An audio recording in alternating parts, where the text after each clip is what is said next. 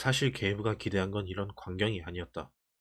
강 반대편에 다다르면 일단 숨부터 거르고 각오도 다지고 그 다음에야 수색을 시작하리라 생각했다. 상대도 어딘가 숨어 있을 줄 알았다. 그래서 몰래 찾아가 대적하게 되리라 믿었다. 어떻게든 싸울 준비를 할 시간이 있으리라 여긴 것이다. 그런데 사내는 숨어 있지 않았다. 저렇게 검은 망토를 두른 채 숲 언저리에 떡하니 서 있는 게 아닌가. 어둠 속에서도 두 눈이 횃불처럼 이글거렸다. 얼굴에는 표정 하나 없었으나 게이브를 노려보는 두 눈만은 호기심으로 잔뜩 들뜬 터였다. 마침내 사내가 입을 열었다. 이게 웬 행죄인고? 나를 찾아오는 손님은 거의 없는데? 게이브는 대답하지 않았다. 어떻게 대답해야 할지 몰랐다. 게이브는 초조하게 노에 가든나란 좌루 부분을 움켜쥐었다. 이 낯선 곳에서 익숙하고 편안한 건 노뿐이었다. 둥근 정으로 파낸 제이가 엄지에 걸렸다. 조너스가 이름을 새긴 위치였다. 자기소개도 안 할 참이냐? 게이브가 목청을 가다듬었다. 내 이름은 가브리엘이에요. 순간 망토가 흔들리는가 싶더니 한참 떨어져 있던 사내가 순식간에 악취가 느껴질 정도로 가까이 다가와 있었다. 외모는 신기하게도 무척이나 깔끔했다. 벌어진 망토 사이로 드러난 정장은 어찌나 정성껏 다림질했는지 주름이 예리한 칼날 같았다.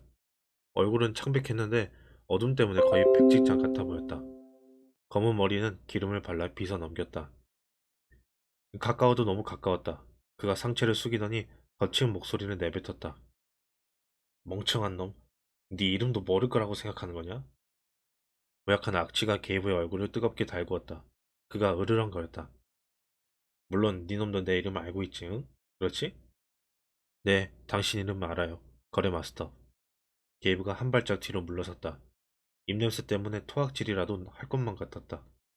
남자는 비밀을 털어놓기라도 하듯 목소리를 낮췄다.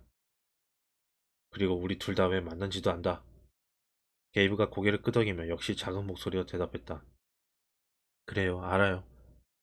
나를 파괴하기를 희망한다고? 그래서 나도 네 놈을 처치하기로 결심했다. 순간 게이브는 저 혼자를 떠올렸다. 떠들썩한 교실에서 아이들에게 언어를 가르치던 선생님. 희망? 결심? 세상에, 이렇게 의미가 달라질 수 있다니.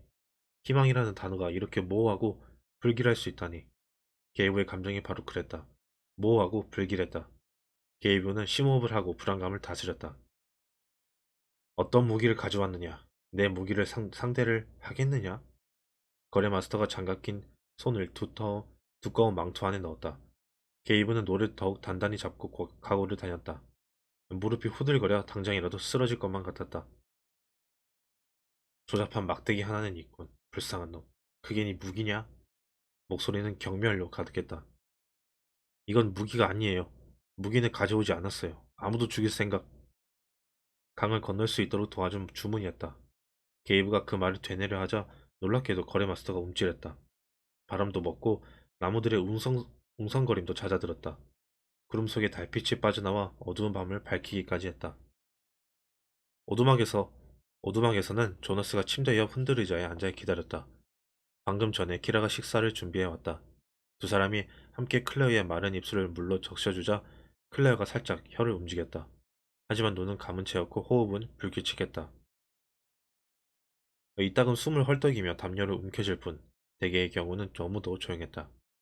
조너스는 그녀가 밤을 넘기기 어렵다고 생각했다. 다만 조너스는 다만에 대해 생각지 않으려 했다. 너머를 보았을 때 거래 마스터는 자작나무 숲에 있었다. 게이브에게 얘기하지는 않았지만 거래 마스터는 소년을 기다리고 있었다. 게이브는 의지가 강한 아이다.